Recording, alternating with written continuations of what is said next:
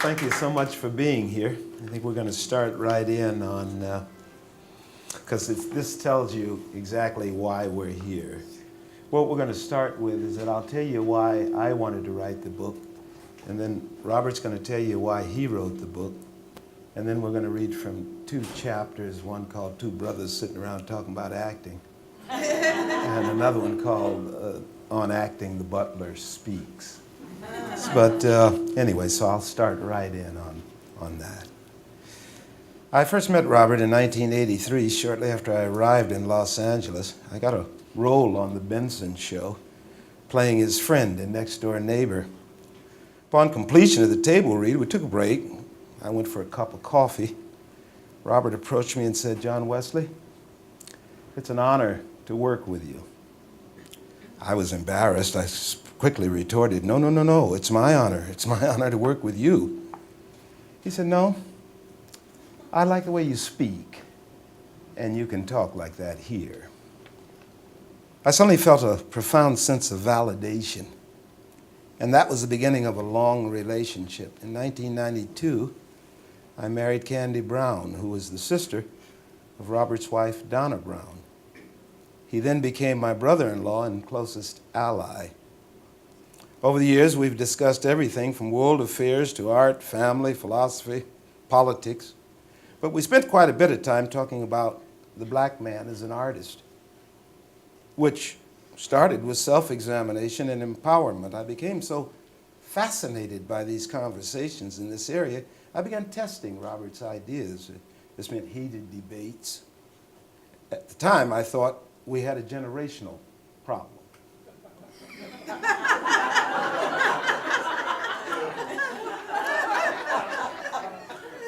In 1975, I graduated from the University of San Diego with a BA in political science. A few months later, I received a full fellowship to study acting at the University of California, San Diego. I graduated with an MFA in 1977.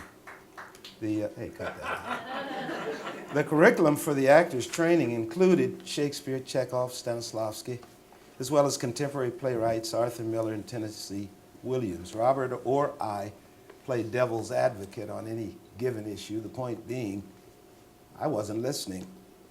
I was debating. These debates went on for about 10 years, and then in 1999, Robert suffered a stroke.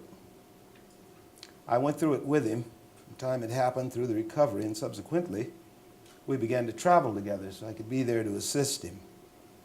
Well, I love him very deeply, and felt honored to be of service to this great man. I stopped debating, and I began to listen. At first, just to see how much damage the stroke had done to his abilities. I found an enlightened, intellectually brilliant man whose ideas were different from other teachers or mentors I had encountered in my 50-plus years on the earth. He caused me to take a look at ideas that were near and dear to me, and I soon discovered them to be lacking in an Afrocentric perspective. My ideas were mostly European. After all, my education was traditional, and nowhere was there anything specifically about me and my culture, about where I fit in. In other words, what can I do as an artist to contribute to the betterment of my society? These conversations help clarify the artist's contribution and potential. I have come to understand that as a black man, I'm invisible when it comes to public dialogue and debate, and that I must define myself. This meant I needed to make a shift in my approach to my craft. My thinking started to become more insightful, more introspective, and I began to feel a sense that I'm right where I belong. I began to feel special and unique, and I began to finally understand that my background in history and culture define my art. I would not have made this discovery into this self without Robert's insistence that I take a look at what's inside. A few years ago, I decided that these ideas were tools for all artists, black, white, and in between. I wanted to do a book with Robert, so we started with a series of interviews. I tried to ask questions that I'd heard a lot of actors talk about, and then have Robert respond with perspectives that are refreshing and unique. I found his ideas to be empowering and proactive. we got so excited that we decided to share these ideas with other artists who were pursuing their dreams. That's part of what this book is about. It's a handbook for artists, a slightly different perspective with a colorful point of view. You will enjoy these exchanges, though undoubtedly you will miss some of Robert's humor, which has been replaced with insight, wisdom, and humanity. I feel extremely blessed to collaborate with Robert on such an important book filled with insightful, powerful insights designed to make us think and stimulate dialogue. Now, Robert and I thought this book might be helpful in some small way. And also, I wanted to get his ideas in print as part of his legacy.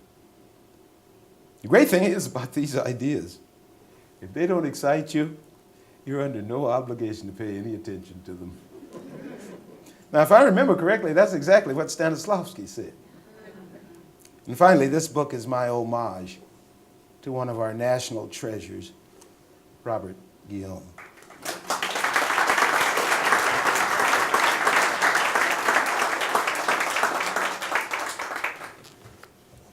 Are you finished? Yes, sir.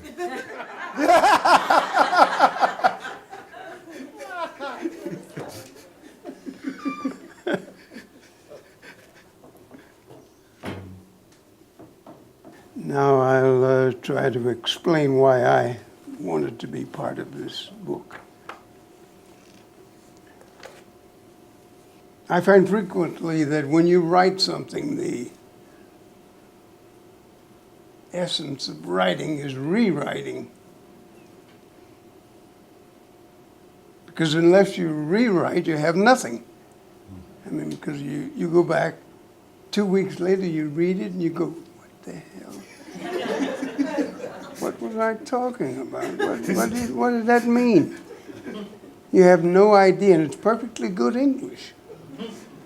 Grammatically correct and everything, but you say, Jesus, when did I say something like that? Okay. It's an opportunity to open up dialogue on subjects and ideas which for too long have been swept under the rug.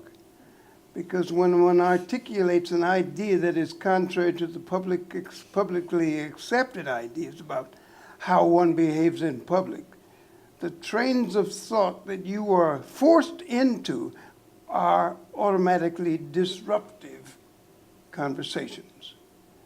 There needs to be a lot more talk among people who care. There needs to be a lot more conversation about how do we move financially, economically, and socially from one tier to another. Instead, we constantly, no matter what we discuss in Black America, the reason that the conversation is always the same decades later is because there has been no redemptive or remedial investigation by intellectuals, sophisticates, or anyone else.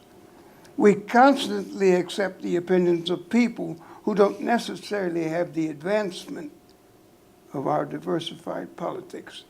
They do not hold it in any esteem. I have always thought if there's going to be movement by an oppressed people, oppressed meaning simply anyone whose ideas are barred from discussion, if there's going to be any movement from one plane to another, it would come from the artists. It would come from our singers, actors, directors, and writers. But we are also entrenched in behaviors, even among artists. We are so entrenched in detrimental behaviors that there is no movement. There's a foul stench of sameness from one decade to another. In other words, I can stand around in any given neighborhood now and discuss things that were discussed in 1936. No one considers that. Only if you're paying some kind of attention do you understand that this is the same thing they were talking about in 1940. In 1960, we were standing on the corner of 49th and Broadway discussing the same problems. The problems are most acute in Black society. The thing that disturbs me is that almost anyone knows that in order for society to make itself well the unpleasantness of that society. Those things which tend to make us ill have to be discussed at length, even though most people shy away from it, and it's a pain in the ass. Essentially, the artist can put forth art that forces you to discuss it. I'm trying to be broader in my concept and include artists other than actors that are essential to change. Let us say writers who have a vision, quite often exceeding that of the actor. To me, I yearn to hear and see things that continue to plague our diverse society because they never get discussed or aired out. We wallow around in them, we never understand what makes us sick. We just never got an airing out, if you will. I'm not saying that anyone is interested in reading a book about this. I'm just saying that in the absence of discussion, certainly no one is. But possibly with the dynamic of discussion, some thought can be given to why do these things persist. I just think that some tenets of a color-conscious society, things they hold on to dearly, will or can be expunged if there's some discussion, if there's some exploration of ideas and some exploration of why do we feel this way about this. Well, let's discuss that for a moment. Not ad nauseum, of course, but to some extent that would throw some insight into it. I would revise some of my opinions to the extent that I don't know whether people don't want to talk about it. They are never urged to talk about it. For instance, we are not in some pre-2008 speculations about a very attractive black candidate for president, Barack Obama. And for one good reason or another, he is being discussed differently from when Jesse Jackson ran for president. Both black candidates, but there's a different patina, if you will, which is being put out on Obama, at least initially. But you don't automatically think that he can't win because he's black. Maybe some people still do, undoubtedly. There has been, I sense, a complete change, a shift in how a black candidate is viewed. Barack Obama seems to carry a luster that transcends his blackness. That's the hope. That's the hope, but I don't ever want to get to the point where color is not seen. I want to get to the point where it's not a disadvantage to be. Right. Where you just don't automatically assume that because of the color of a person's skin that they are less capable. I think that black people need to be pushed more towards independence of thought. To the extent that that is possible constitutes a problem. I don't think that we add enough of our voice to the body politic to make a difference in our own development. But I think it's absolutely essential because along with the eradication of the white supremacy ethic, we need to also develop among black people an ability to resist the notion that it's better to be ruled by white people than black people. I think black people are still under the mystique of white supremacy. It dates out of fear of physical reprisal running all the way through to present time out of the notion that they do a better job. But it's antiquated to the extent that somebody like Martin Luther King put his life on the line to change things, to change the notion that you can speak out if you were black.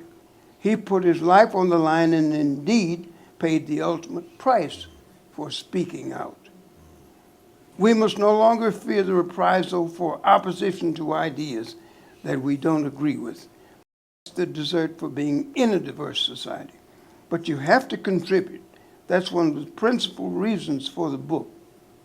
We must learn how to raise our voices against ideas we don't believe in, without fear that someone will look at us,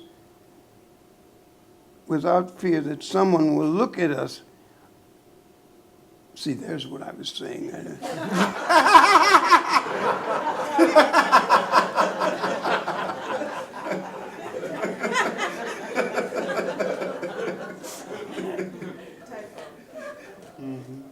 Typo.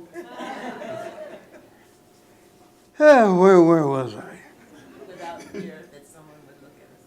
Go ahead. Go ahead, Announcer. You're paying attention. This isn't she. Please don't.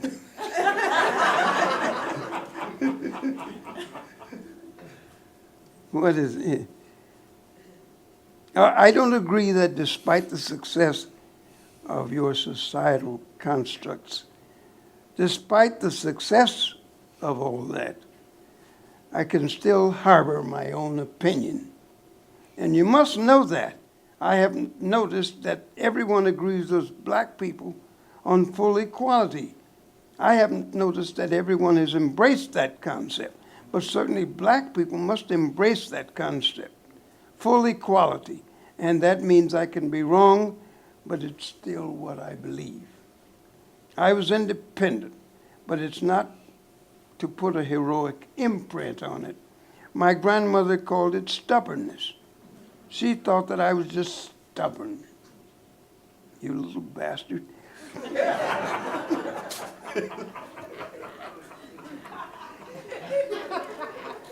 And aside.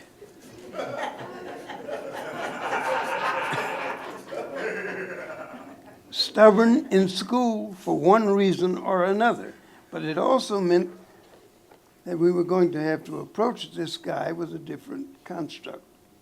He's not going to buy the program without redesigning it. But you have to pay for that, and I wanted to see if that wasn't possible. That's why I engaged in this project.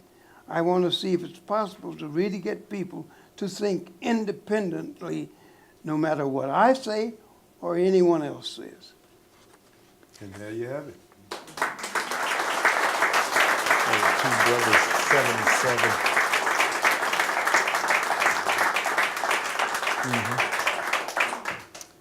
Two brothers What? Oh, here we are. Okay. talking about acting. Sir Laurence Olivier, only as a stimulant for discourse. It's an interesting area because everyone assumes that Europe or Europeans or Eurocentrism is the only repository of the aspirations of humanity.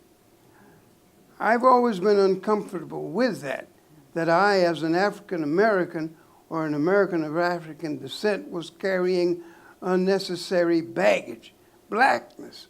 So it was assumed that I was getting rid of that. Well, first off, we couldn't, nor did we want to. I searched for my own and found legitimacy in being an African American. And that's what I was looking for. Before now, it would be considered gaudy to discuss these ideas. And while ideas like this run smack into the middle, I don't see everybody talking about the universality of whiteness. I don't think of whiteness as universal. There are too damn many yellow people. There's a whole lot of black people. Maybe economically, maybe financially, but I don't see that I need white people to tell me what freedom is all about. Well, how does that play into the black actor's approach to acting? What does that have to do with it? I'm not sure that it has a lot to do with it, but I think to some extent it plays into acting. It plays into acting in a sense like excess baggage. The best thing you can do for yourself is to get as white as you can, speak that way, look that way, and associate yourself with that to get washed as clean as you can. It's like the old spiritual, washing us as clean as the driven snow. But that was during a day when we were under the thrall of people who have been contrary to the wishes of people who owned us. We don't want you niggers free. That a free-thinking black man is the last person in this country that they wanted or could use. but we came to think of ourselves as second class through that mechanism. Yeah, well, what gave you the audacity to think you could actually become an artist? I mean, because with that kind of thinking, you could have got lynched. I was always, I don't know. I really don't know why I would think that. I think I stayed angry for so long and nobody beat the shit out of me. But I remember staying angry that someone would dare to declare me impotent, incompetent, not capable simply because of my color. I resented that and I vowed that I would not, that it would not obtain. I would not stay that way, and if I ever got an opportunity to whatever degree I could, I would change it. That's for myself. Is that why you're an artist? Could be why.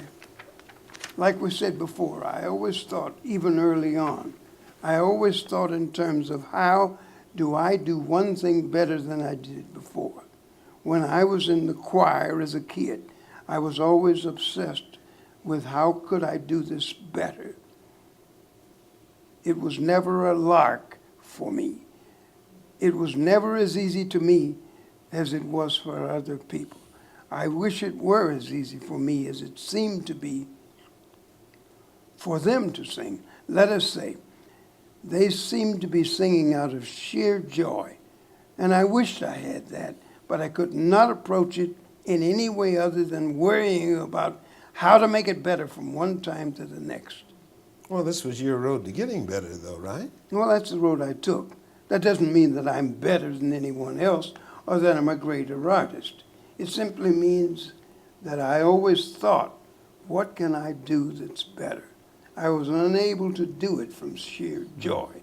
It seems to me to concern itself with more than sheer joy. Now, at this late date, I say, well, maybe I could have reached it through sheer joy, but I didn't. Well, when you were singing, I don't know if I'd describe it as sheer joy, but you seemed like you were having a good time to me on stage when you were singing. Well, I'm not saying I didn't. I'm simply saying that I could not do it in a carefree fashion, and I wish on occasion that I could have. You think acting needs to be carefree like that, spontaneous? Yes, but not without a point of view. It's a preordained, what am I saying? Deigned.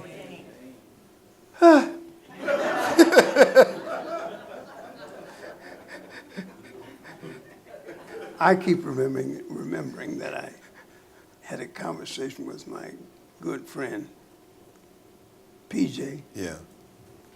And he said, you better make us laugh. I don't want to come there for any of your seriousness.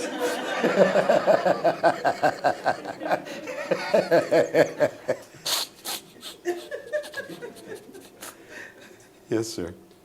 Yeah, now where were we? Well, you think acting needs to be carefree and spontaneous like that? Yes, but not without a point of view. It's a preordained direction that I think in order for it to be good acting has to be established. It seems that the excellence of Sidney Poitier is not accidental. Yeah. Marlon Brando had it, didn't he? Laurence Olivier had it, didn't he? Yes, So what's the difference? there may be none.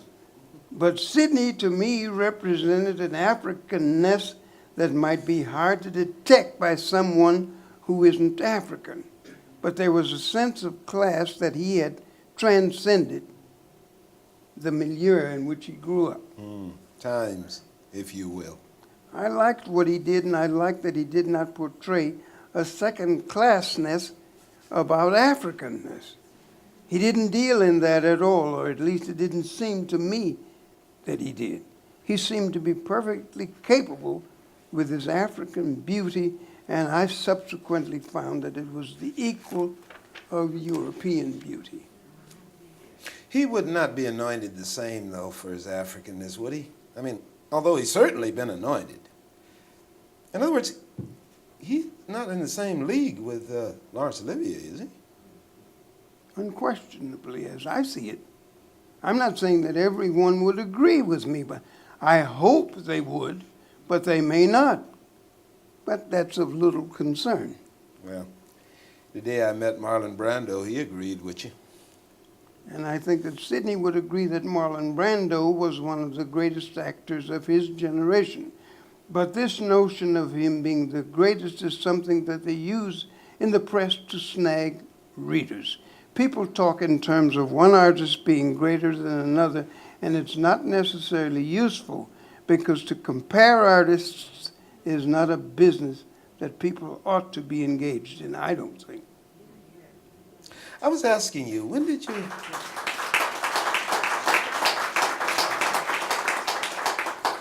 I was asking you, when did you actually come to the idea that you were going to be an actor? I think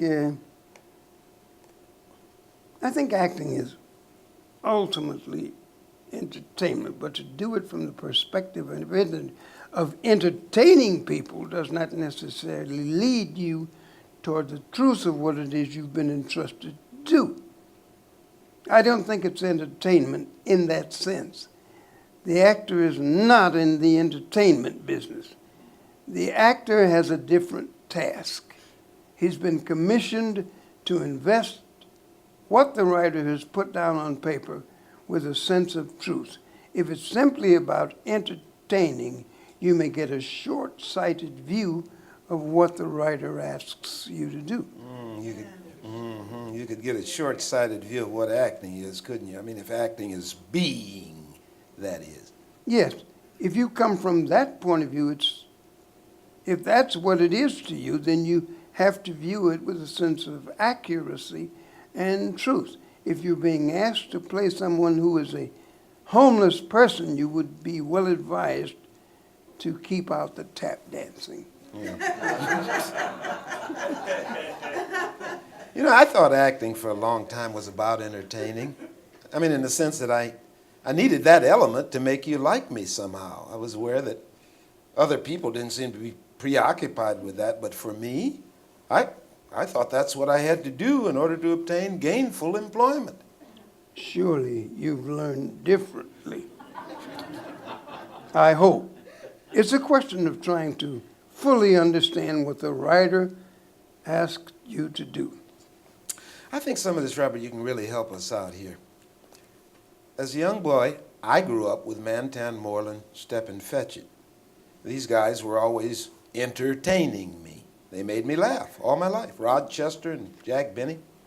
So I thought that the black actor, that is, I saw that. The actor of color, if you will, I thought this was his place. I mean, it wasn't until Sidney came along that I could see that you could do something else. Well, you have to understand that in the early films, early Hollywood films, the only reason a black actor would be in a film that was at all was for comic relief. And that quite often meant an exaggerated presence, either in talking or singing or tap dancing or something along that line. But these became icons to later generations of black actors who, since that was all they'd ever seen, then that must be the way black actors act.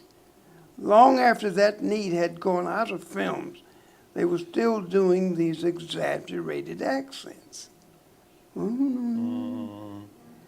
how could anyone who had given half a thought not be able to see? Well, that's historically what was done at that time. But that doesn't mean it obtains much beyond that time. Indeed, there were plays written that had black people in parts, and they would bring some of that stuff to it as if the playwright had said, I put you in for comic relief, so give us something comedic. All you're asking the women who hired you, where are the plates so that I can bring them out, put them on the table, and we'll have buffet style. It just always occurred to me that there's no relationship between one thing and the other. What did the playwright mean? He didn't say, you say these lines with the attitude of, say, Mantan Moreland or some guy who's been put in for comic relief. If he doesn't say that, why would you then put it in? Conditioning. Conditioning, maybe. Well, maybe. You think that these ideas still obtain no matter what people say, so you put it in anyway to be in good stead. Mm-hmm. All right, we're going to jump over to On Acting, The Butler Speaks. Where that is. We're back on 134. Is this us here? Yeah, there it is. Over the years, you and I have talked incessantly, really, about acting. And I'm under the impression you're suggesting that acting is actually life. Would you expound on that a little bit? Well, acting is, to me and for me, is directly related to my life. I didn't begin to become successful in my life until I understood how to act. And I didn't understand how to act until I learned a little bit about my life. And I find them always intersecting, my life and my desire to be an actor. Like most of us, Robert, we're always given certain information about acting. You know, our teachers refer us to Stanislavski or Shakespeare. What's your reaction to that? Well, what I found for myself, when I tried to be an actor, I found that I was always coming to acting full of assumptions about Shakespeare. It's the feeling that unless I know a whole ton of information about what these people wrote and that sort of thing, that I wasn't an actor. I could never be an actor. And the further I went into acting, the longer I pursued the craft of acting, I got closer to be able to do it from my own point of view. That at the beginning, I got no closer.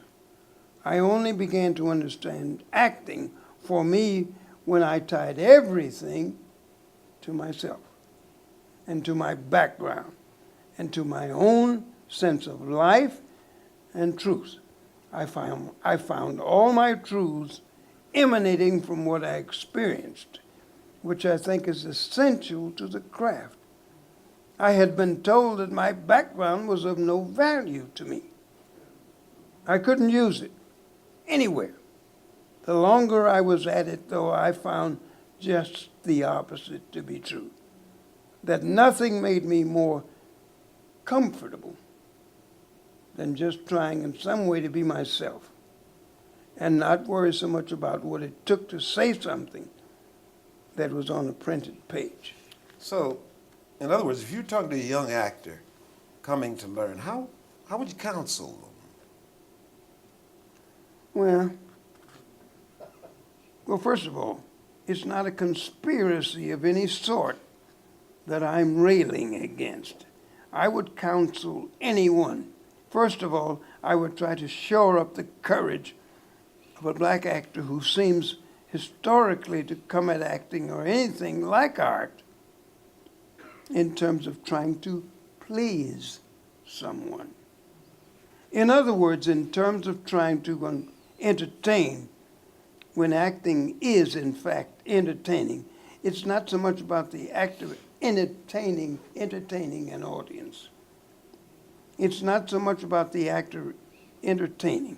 If the actor's truth is entertaining, so be it. But the actor certainly should not be pursuing an entertainment idea. As I said before, it's not tap dancing. I'm glad we're here, Robert, because really what we're talking about is fear, aren't we? What would you say to a black actor on that subject? When we say black actor, and let me just aside for a moment. When we say black actor, it does not exclude white actors. I want to point that out when I think of this. I think most actors have the same concerns. Well, in fact, I know they do. So I don't want anyone to get the impression that I'm saying that black actors are a special group or that there's exclusion. I don't want you to think that, please. Good thing you said that.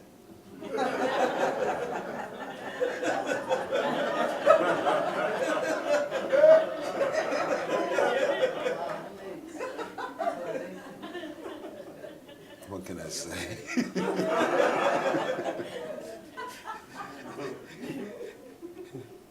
Yes, and you were saying? And you had asked me.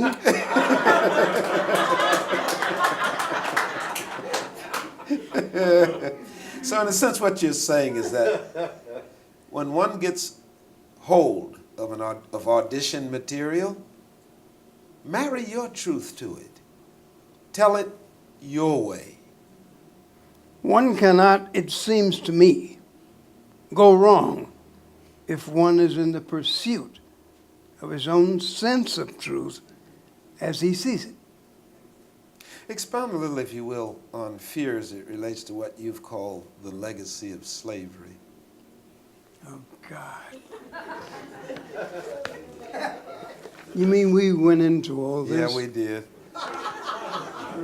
We can skip that one if you want. No, somebody wants to hear that. Your wife wants to hear that.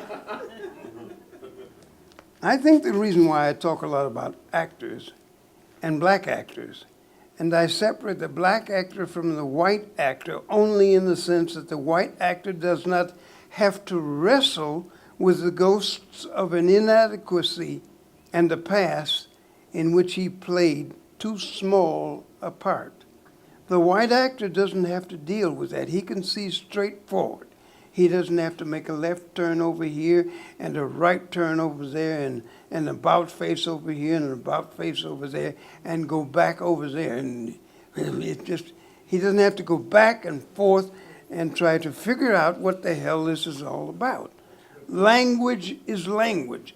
And all one is doing as an actor, it seems to me to a certain extent, is simply trying to convey the point of the author's language to an audience and have it resonate.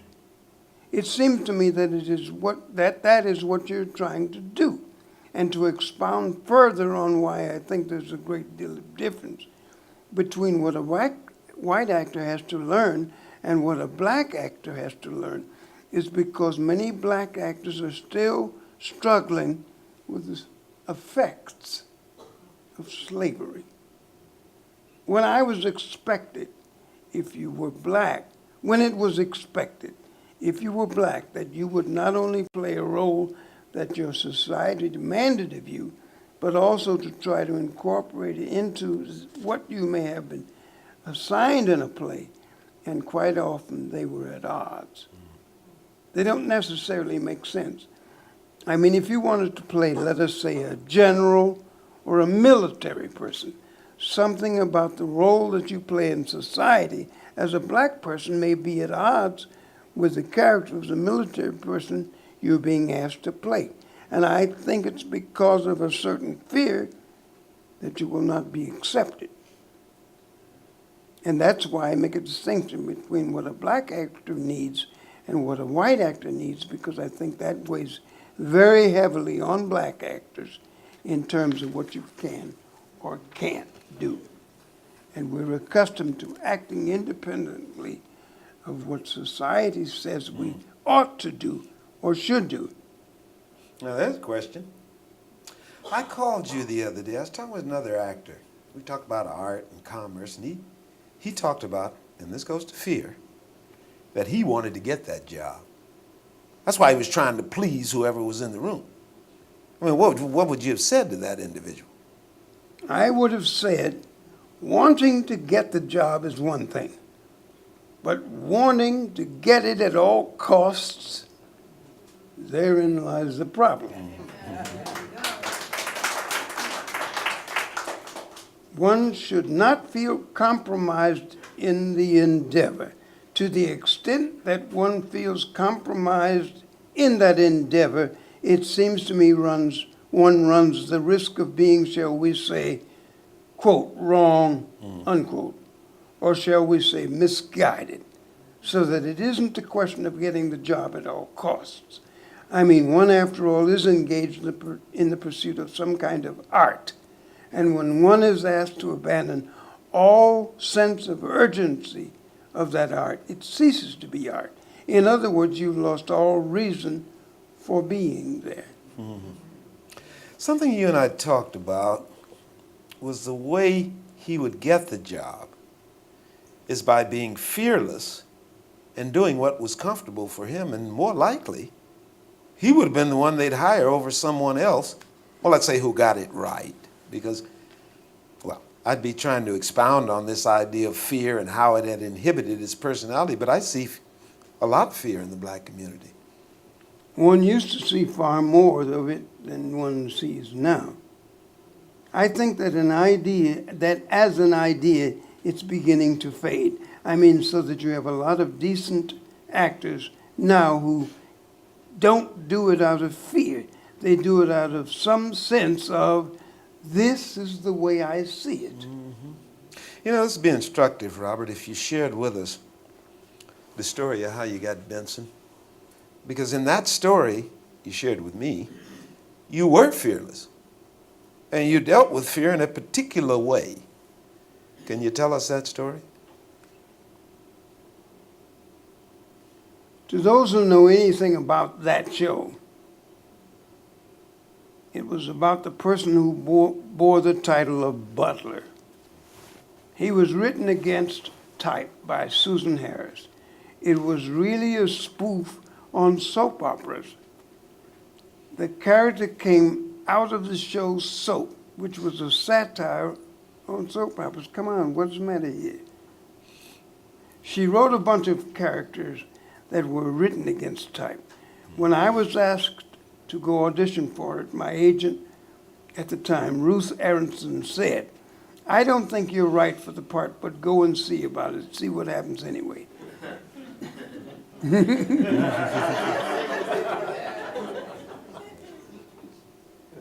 I was in New York at the time, living the life of an unemployed actor.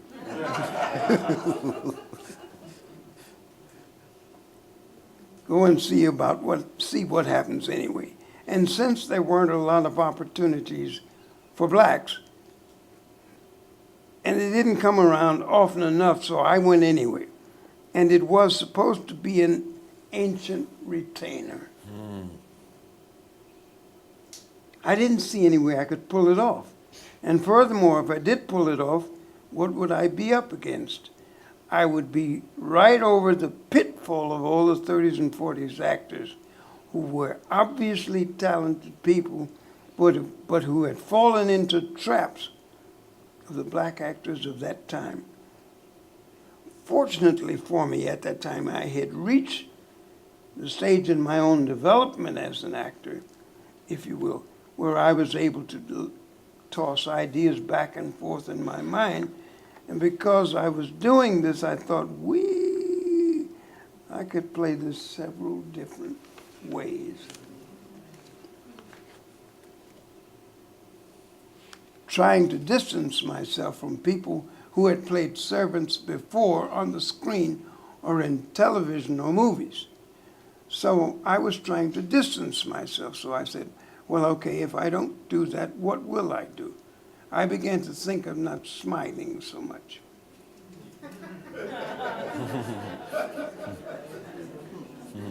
I didn't know what it meant at the time, but I entertained it as a thought. And if I smiled, it wouldn't be an exaggerated smile. It would be just a smile like a normal person might do. In other words, anybody who did those big smiles... I wasn't going to be just anybody. I was going to distance myself from characters like that.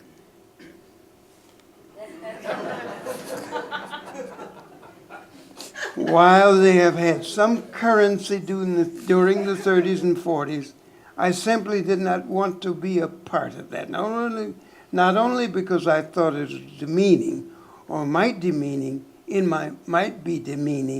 in my hands, but because I just didn't feel comfortable with it. Not much of that could I pull off. I might have been surprised that I tried it, but I had no wish to try it. So I said, okay, say what you're going to say what you mean, and mean what you say. Go at it from that point of view. And I want to just depart a moment. Not so much from the idea, but from the script, from the book. This might seem like a small thing, but it is at the heart, to me, of what you're confronted with as a black actor. And if you are unable to ferret out the truth of the situation, if you can find it, if you're unable to then bring yourself to do it in that manner, it becomes a real problem.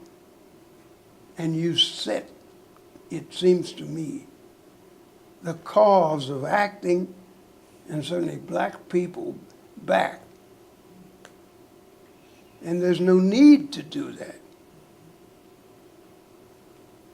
And I guess I'm always trying to approach it, or I was at that time. As you can see, I'm old and firm. I'm one of those people I used to laugh at.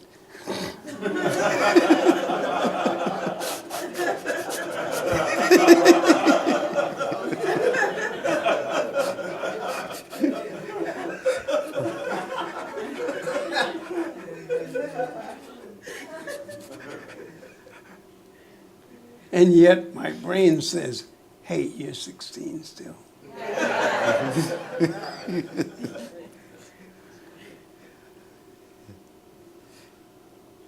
You stopped with, let the comedy come out of the truth of the situation. Ah, yes. And do not add anything to it. Don't have it be funny because you said it funny. What's that, Rasta? There ain't no church bells ringing. Let's not have any of that. Especially when no one said you should. Right. And that's all I'm talking about. You didn't put that on the paper. If you don't put it there, I'm not going to do it. And even if you did, then I know I'm not the person to be there.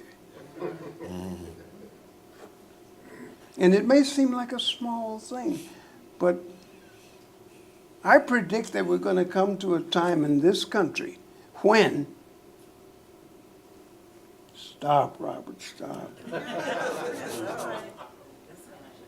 I mean, you're going to have to prove that you're an authentic black person.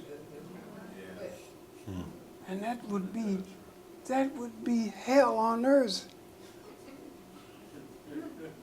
I mean, you're going to show up as a black actor with all the accoutrements.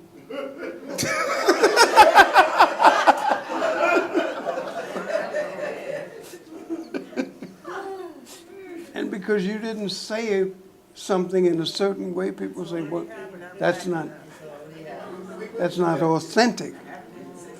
Huh? Yeah, well, it's happening again.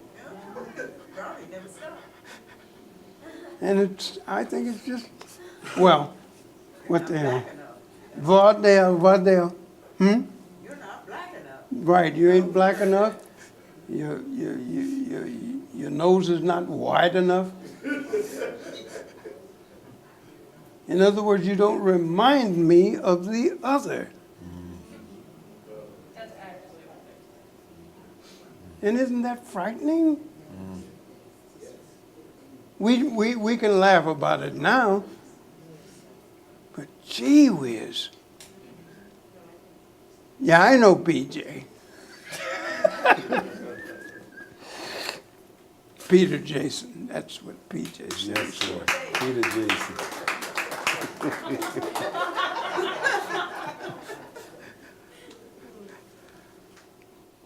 Don't have it be funny because you said it funny. In a strange kind of way which was designed to elicit a laugh.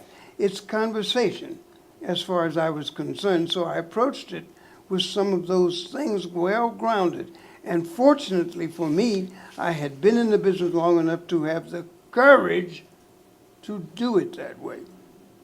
Tenacity, but also simply the kind of sang-froid, cold-bloodedness.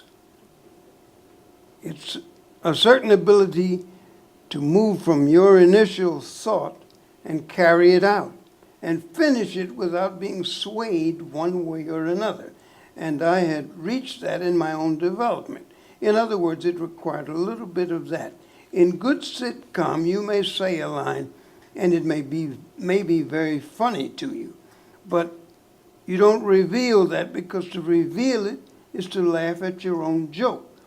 So you do it in a way that the audience can feel the humor of it, and the contrast with your face, that you are not expressing any of that. It's a deadpan approach to delivering the line. Now that director took you outside and gave you a little instruction on how to fix it when he took you and you went back in. Could you elucidate on that story just a little bit? Well, they were laughing like hell at my presentation. They were laughing at the way I decided to do it, which I thought was what they wanted. Apparently it was. No one said it, but if they were laughing, I had struck gold in some way, so I continued along that line. Even a director who was laughing like hell at what I was doing cautioned me that I should make sure that the audience knew I was kidding.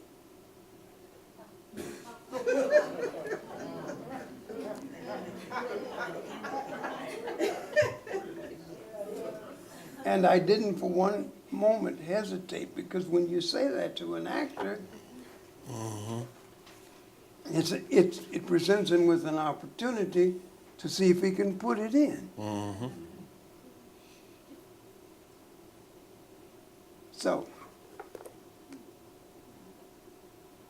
and this director was laughing like hell at what I said.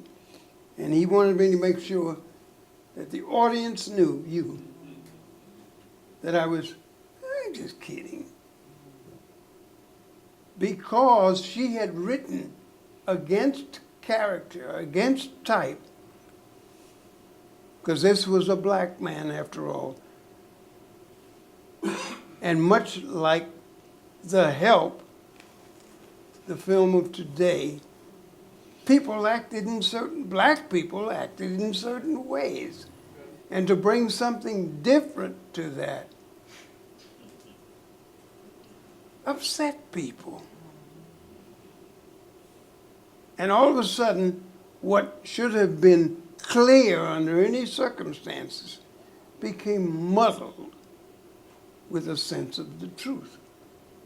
But unlike the film The Help, there's more in Benson that is truth about how black Americans may have felt at that time or any given time since.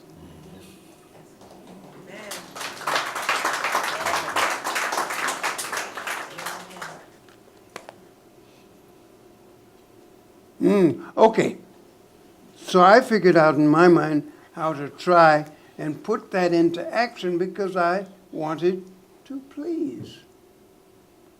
That's what we actors do.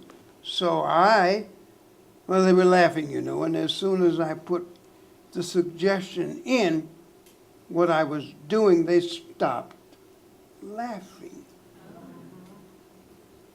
At which time I decided that I'm not going to put that in there because it's throwing something I'm doing off. and I'm not gonna get the job. If they stop laughing, I'm not gonna get the job. I was perfectly happy with what I was doing. And apparently they were. But, you know, it's,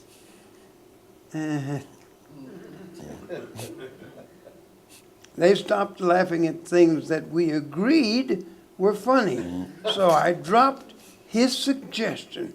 I dropped it right out of my presentation of things and went back to what I was doing.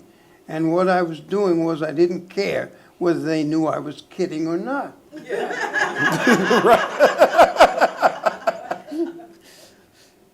If what I was doing was not going to be so offensive, then write different words because it didn't have anything to do with me. Yeah, it sounds like you went right back to what you're talking about, your instincts. Well, I would say that any actor that doesn't trust his instincts, I don't know what he's working with.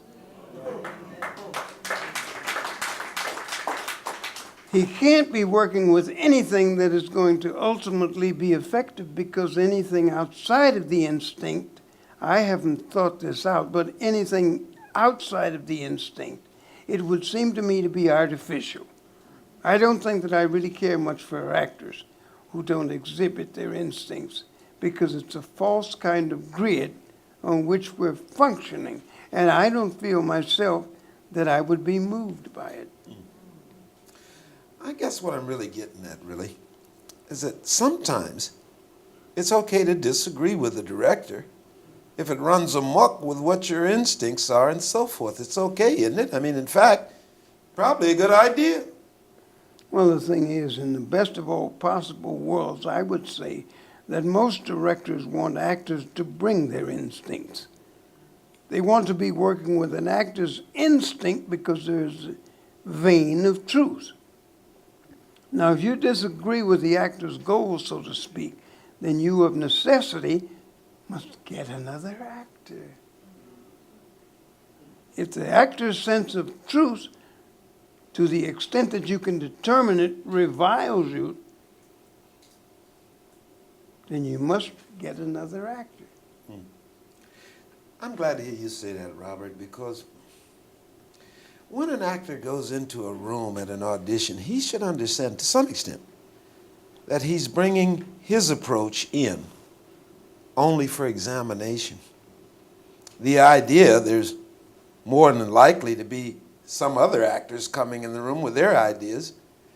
You mustn't take it personally to the point that you fail. Well, the reason I talk about the difference between actors, between black actors and white actors, to the extent that I've been able to determine in an actor, well, I don't know why I wrote this.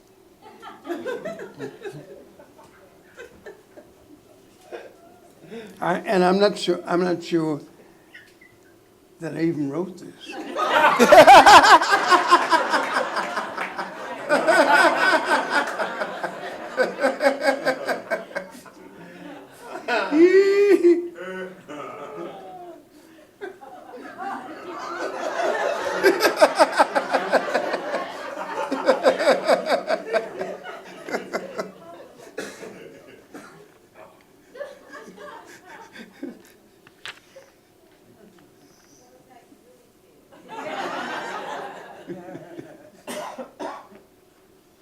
Yeah, we continue it. Let's continue. Okay. You taught me a little something that I've really come to appreciate. You said very simply, if you don't want me, get somebody else. It freed me up of a lot of anxiety that goes along with this game. I think most people understand that. Unfortunately, I think a lot of actors feel that if they have that kind of independence, it will be seen and someone will dislike them for having that kind of independence. By the same token, without that kind of independence, you tend not to be what someone wants. You tend to be the very person they don't want because you don't have any spine. There's no spine. There's no backbone in that position. I'm aware of a word, Robert, that might apply here. Secrets. I mean, some of these ideas they're internal secrets. They're to be kept to the individual. Well, I think you're right. The idea that you're going to somehow be all things to all people is a silly pursuit and likely not to come to much fruition. It's really likely not much will come of that being all things to all people. You are a specific entity. You're entitled to that. You will never be all things to all people, and one shouldn't pursue it. You are a professional, and you're entitled to pursue your craft without all this unnameable fear. Quite often I feel this is unnecessary. I feel that this is unnecessary nervousness about being chosen. It's really just the mark of an amateur. It's an amateurish attribute. You explained to me once that, of course, all actors would experience a little fear when we go into those auditions, but you were telling me a story about when you did sports night, and afterwards, you just knew you didn't get it? I did the audition, and I did it from my sense of things. When I came out and was coming back through the canyon, Coldwater, but back to my house, I was filled with the anxiety that perhaps I didn't do what I should have done. Or, why didn't I do this? Why didn't I do that? I should have smiled.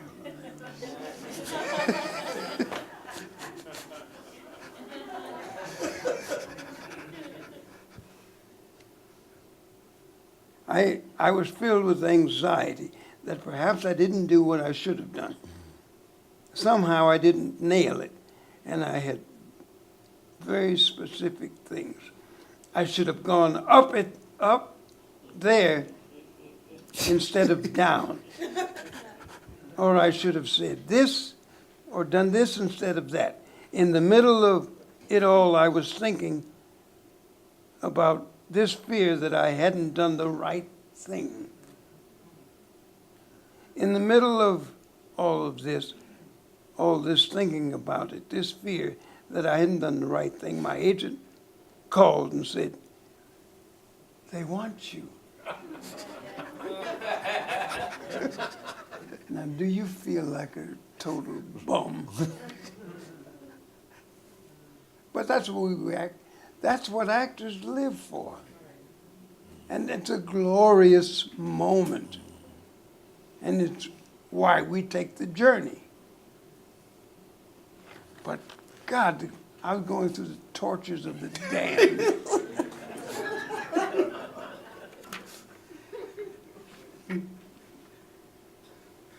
You could have, yeah. In the middle of all this thinking about it, this fear that I hadn't done the right thing, my agent called and said, "You got it. They want you to come to work on such and such." And I said, "Oh, yeah. All right." I hung up the phone and I really didn't know what to say to myself. Right.